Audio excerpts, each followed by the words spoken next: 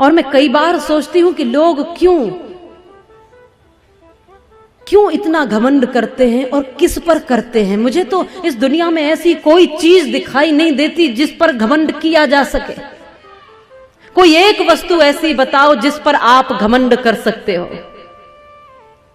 प्रभु का नूर जो देखे वही इंसान होता है, और जो भरता पेट है केवल वो तो हैवान होता है। जानता है कि मौत एक दिन मुंह के बल गिराएगी, न जाने फिर भी क्यों इंसान को अभिमान होता है। इस शरीर पर अभिमान करते हो तो कभी उन बुजुर्गों को देख लेना जिनकी कमर झुक गई है और जिनके चेहरे पर झुर्रियां पड़ गई हैं। कभी वो भी बड़े इतराते थे इस शरीर पर। यदि कभी अभिमान आए जवानी का तो बुढ़ापे को देख लेना। ये दुनिया खुली पड़ी है, आपका अभिमान थोड़े ही पल में चूर हो जाएगा। बल पर घमंड करते हो तो एक दिन के बुखार में पीले पड़ जाते हो। जरा सोचो उस समय बल कहां चला जाता है। लक्ष्मी पर अभिमान करते हो तो ये लक्ष्मी आज तक किसी की नहीं हुई भगवान विष्णु के सिवाय।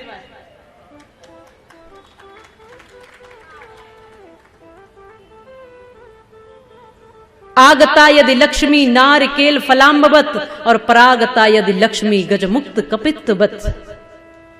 ये लक्ष्मी जब आती है तो कितने भी दरवाजे बंद कर लो फिर भी चली आती है, कहीं से भी बरस जाती है।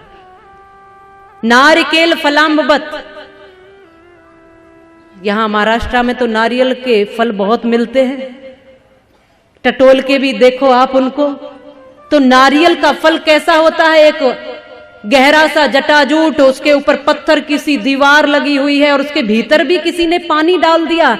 तो चिंतन करो, तुम कितने भी दरवाजे बंद करो, जब लक्ष्मी आती है तो दरवाजे बंद होने पर भी आ जाती है। इसलिए कहते हैं जब परमात्मा देता है तो छप्पर फाड़ के देता है, और अब छप्पर नहीं रहे तो छत फाड़ के भी दे देता है। जिस दिन घमंड अपने तू सर से उतार देगा, उस दिन तुझे विधाता अनमोल प्यार देगा। उसके सिवाय जग में दाता न और कोई, और देने पे जब वो आए तो बेसुमार देगा। पर जिस दिन घमंड अपने तू सर से उतार देगा। परागता यदि लक्ष्मी गजमुक्त कपित्तवत। यदि लक्ष्मी जाती है तो भी ऐसे समझ लो कि कैथ का फल, हाथी उसको साबुत निगल जाता है। कैथ का फल देखा होगा, हॉकी के गेंद के जैसा होता है। जब हाथी उसको निगलता है तो ऐसे ही निगल जाता है, और जब वो उसकी लींद के द्वारा निकलता है तो बिना टूटे, बिना फूटे, बिना चटके निकलता है। पर जब आप उसको तोड़ कर देखोगे तो उसके पेट में भीतर ही भीतर उस फल का गूदा समाप्त हो जाता है। ऐसे ही लक्ष्मी जब जाती है तो कहीं से भी निकल जाती है। इस पर अभिमान करने की जरूरत नहीं है, इस पर अहंकार मत करो। ये किसी की नहीं हुई, क्योंकि अच्छे अच्छे लोग बैठे रह जाते हैं। जब नोटबंदी हुई तो सब बैठे रह गए।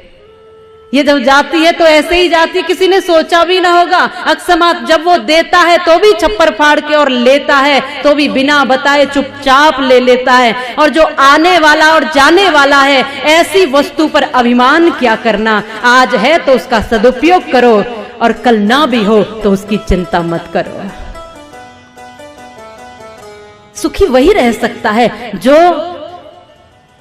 उम्मीदें नहीं करता, केवल अपना कर्म करता है। और यदि कभी अपने बल पर अहंकार हो तो हरियोद प्रसाद उपाध्याय, जो हिंदी के बड़े प्रसिद्ध कवि हुए हैं, उनकी कुछ पंक्तियां हैं। उन्होंने कहा है अपने आप को लेकर, स्वयं पर उन्होंने एक रचना की कि मैं घमंडों में भरा ऐठा हुआ, और एक दिन जो था मुडेरे पर खड़ा, एक दिन उड़ता हुआ, अचानक उड़ता हुआ, एक तिनका आंख में मेरी पड़ा। मैं झिझक उठा, हुआ बेचैन भी, लाल होकर आंख भी दुखने लगी। मूठ देने लोग कपड़ों की लगे, ऐंठ बेचारी दबे पांव भगी। तब अक्ल ने यूं मेरी मुझे ताने दिए, ऐंठता तू किस लिए इतना रहा, एक तिनका है बहुत तेरे लिए, एक तिनका है बहुत तेरे लिए। एक तिनका आंख में पड़ जाए तो कैसे हो जाते हैं। जरा सोचो, इस अस्थिर बल पर क्या अहंकार करना।